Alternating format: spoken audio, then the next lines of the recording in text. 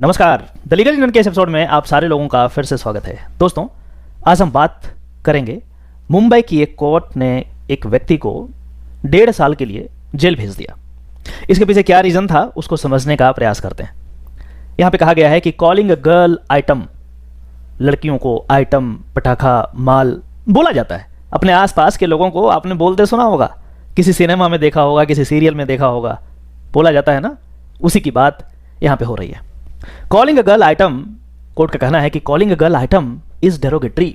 भैया ये डेरोगेटरी है, मत बोलो। Road side Romeo's deserve happy hand. Mumbai court convicts man for sexually harassing a teenager. क्या है पूरा मामला? 16 साल की एक लड़की है, स्कूल खत्म हुआ, घर जा रही है। रास्ते में एक 25 साल का यूथ आता है और एग्जैक्टली मैं वही चीज बता रहा हूं जो लिखा है। क्या कहता है? क्या आइटम किधर जा रही हो, लिखा है जजमेंट में।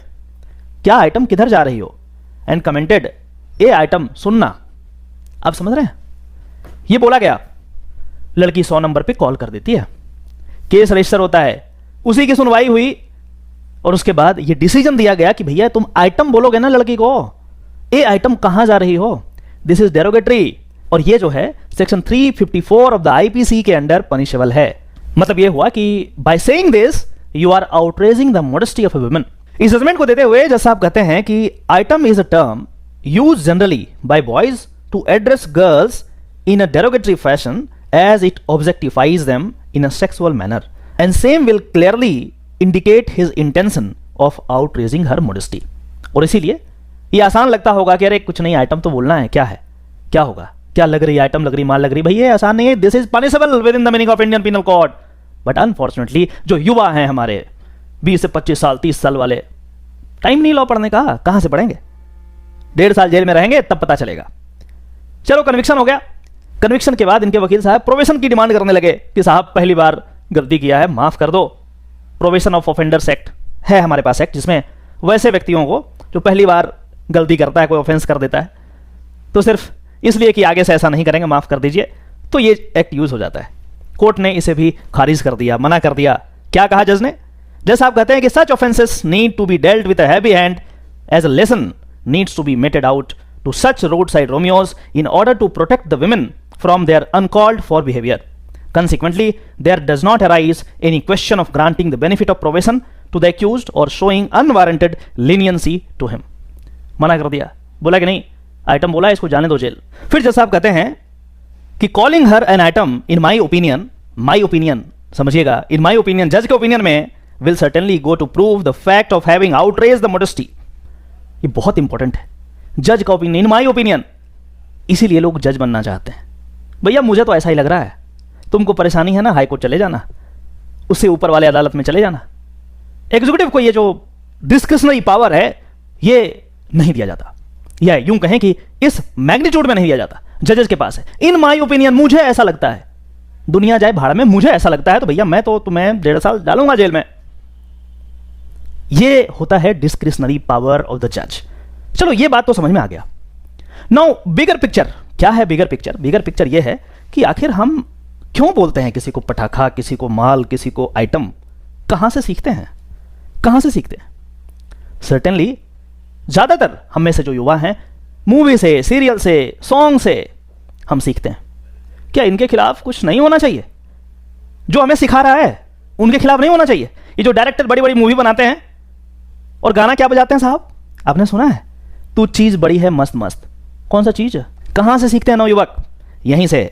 और भी गाना है, बॉडी तेरी मक्खन खाने में तू बटर खाए, पता नहीं क्या क्या है, गेंदा फूल वाला मूवी जो है, और भी ऐसी चीज है। और भोजपुरी सॉन्ग तो हद कर दिया है। आप जरा सुन लीजिए फैमिली के साथ भोजपुरी सॉन्ग, तब पता चलेगा।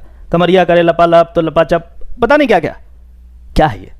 इसी से तो हम सीखते हैं, और सीख करके यदि बोल दिया तो भैया जज साहब जेल भेज देते हैं। तो कुछ ऐसा नहीं किया जाए कि हमें सिखाया ही नहीं जाए ऐसा चीज, सेंसर किया जाए उसको कि आप इस तरीके का वर्डिंग यूज नहीं कर सकते। एक लीगल डिपार्टमेंट हो जो इसको चेक करे, होना तो चाहिए, किया जा सकता है, ताकि सोसाइटी में अभी नहीं 10-20 साल बाद कुछ ना कुछ सुधार देखने को जरूर मिलेगा। चलिए, जब बात हो रही है outraging the modesty of women, तो कुछ और केस लॉज की बात करते हैं। और उससे पहले हमारे पास भी बहुत सारे ऐसे केसेस आए हैं जो outraging the modesty of women, बहुत सारे हैं, बट जो यूनिक है वो मैं आपको बताना चाहता हूँ। अभी भी मेरे पास एक केस है, ये दिल्ली यूनिवर्सिटी LSR की एक लड़की है, नाम तो मैं ले नहीं सकता क्योंकि प्रिविलेज कम्युनिकेशन साहब, सिर्फ आपको स्टोरी बताएंगे। मैडम टिंडर यूज करती थी। टिंडर एक एप्लीकेशन होता है जहाँ पे आप अपने पार्टनर्स को ढूंढते हैं। यह एक डेटिंग एप्लीकेशन है। पार्टनर्स को ढूंढ करके आप डेट करते हैं, जाते हैं। डेट वकील वाला डेट नहीं, बॉयफ्रेंड गर्लफ्रेंड वाला डेट। तो ये डेट किए गए, उसके साथ शारीरिक संबंध बनाए, कोई दिक्कत नहीं है, 18 साल के ऊपर सब चलता है। अब बात यहाँ तक रुक जाती तो बात समझ में आती। फिर दोनों के बीच में ब्रेकअप हो गया। टिंडर उंडर में ऐसा ही होता है, 1 नाइट स्टैंड, 2 नाइट स्टैंड, आजकल अलग अलग फॉर्मेट है। कभी आराम से गूगल करेंगे तो आपको सीखने को मिलेगा। तो जब ब्रेकअप हो गया और उसके बाद फिर आफ्टर फ्यू मंथ्स ये जो बंदा था वो इस लड़की को मैसेज करता है। ये लड़की मेरी क्लाइंट है इसलिए मैं बता रहा हूँ। मैसेज करता, साहब क्या मैसेज करता है? वेयर आर यू, कहाँ हो तुम? ये बोलती है मैं तो यहाँ हूँ, दिल्ली में हूँ। And he was asking for sexual favour. Clearly बोला यार तेरे साथ करना है, आ जा। लड़की बोली यार देख मन नहीं है मेरा। बोला यार मन क्या होता है, बुला रहा हूँ आ जा। फिर बोली कि नहीं आएंगे, अभी मेरा मन नहीं है। इस चीज़ को वो रिस्पेक्ट नहीं किया। और उसके बाद एक लाइन लिखता है, और वो लाइन ही मेरे पास लड़की लेके आई, वकील साहब बाकी सब तो ठीक है, ये लाइन से मुझे बहुत दिक्कत है। क्या था लाइन? लाइन ये था कि लड़के ने कहा कि मता तुम्हारी जैसी लड़की को तो मैं 500 रुपये में खरीद लूंगा और मेरे साथ 4 दिन सोएगी। एग्जैक्टली ऐसा कुछ। इस चीज़ से लड़की को बहुत अंदर से दुख हुआ। बोला यार सब ठीक था, मैं टिंडर पे मिली, तुमसे कंसेंसुअल रिलेशन बनाई, सब बढ़िया है, सब ठीक है consensually, but this thing, this statement is really very problematic. और जब चैम्बर आई तो बोलती है वकील साहब सब कुछ ठीक है, मैं इसे छोड़ूंगी नहीं अब। मैंने कहा क्यों? बोला कि ऐसे कैसे लिख सकता है, बात तो सही है, outraging the modesty of women, आ जाएगा, जेल जाओगे। बड़ा फेमस केस है KPS गिल का, बहुत पावरफुल व्यक्ति थे, DGP 2 बार पंजाब के DGP रहे हैं। ये जो ड्रग्स वगैरह का जो सीन था ना पंजाब में, इसको हटाने में, इसको खत्म करने में इनकी बहुत अहम भूमिका रही है।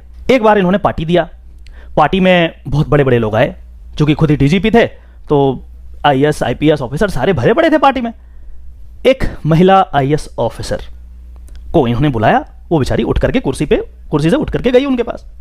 फिर वो बैठने के लिए जब आई तो KPS गिल साहब ने कुर्सी को खींच लिया, जैसे हम लोग 7th 8th क्लास में करते थे ना बचपन में, वैसे ही DGP कुर्सी खींच रहा है। किसका? एक लेडी IAS ऑफिसर का। उस लेडी IAS ऑफिसर के हस्बैंड भी उसी मीटिंग में है, उसी पार्टी में है। और जैसे ही खींचा वो औरत गिर गई, जमीन पे गिर गई, सारे लोग हंसने लगे। ऐसा एक नहीं 2 बार उन्होंने किया, सेम पार्टी में, IAS ऑफिसर का। फिर इन्होंने केस फाइल करने की बहुत कोशिश की, IAS ऑफिसर का भी केस फाइल नहीं हुआ जब तक कि कोर्ट का इंटरवेंशन नहीं हुआ। बाद में कोर्ट ने पाया कि KPS गिल का ये जो कुर्सी खींचने वाली जो बात थी ना, ये भी outraging the modesty of women थी। इनको पनिश किया गया था। अब पढ़िए केस को, तब मजा आएगा। तो इस वीडियो के माध्यम से मैं आप लोगों को इतना बताना चाहता हूं कि सोसाइटी में चेंज जरूरी है। चेंज धीरे आता है, स्लो होता है। तो ये जो अभी तक मानसिकता है कि लड़कियों को पटाखा बोलेंगे, माल बोलेंगे या कुछ और टिप्पणी करेंगे, यदि आप ये चीज़ करते हैं तो आपको इंडियन पीनल कोड के सेक्शन 354 के अकॉर्डिंग आपको पनिश किया जा सकता है। और भी सेक्शंस लगाए जा सकते हैं, ऐसी बात नहीं है, लेकिन किया जा सकता है। इसीलिए नवयुवक हल्के में से ना लें। नवयुवक जो अभी व्यस्त हैं बॉयफ्रेंड गर्लफ्रेंड बनाने में, थोड़ा सा समय निकाल करके इन बातों का ध्यान रखें, अदरवाइज आप जेल जाएंगे, कोई काम नहीं देने वाला। आशा करता हूं कि इस छोटे से वीडियो में आपको ज़रूर कुछ नया सीखने को मिला होगा। यदि ऐसा है तो पहले की तरह इस वीडियो को वाइडली शेयर करें, उन तमाम युवा में ज़रूर शेयर करें जो स्कूल गोइंग हैं, कॉलेज गोइंग हैं, लॉ से ताल्लुकात नहीं रखते, लॉ के बारे में ज़्यादा जानकारी नहीं है, उनको फ़ायदा होगा और शायद अपनी ज़िंदगी में वो इस तरीके का काम करने से रिस्ट्रेन करेंगे, बचेंगे। चलिए फिर से मिलते हैं किसी और टॉपिक में, तब तक के लिए नमस्कार, जय हिंद।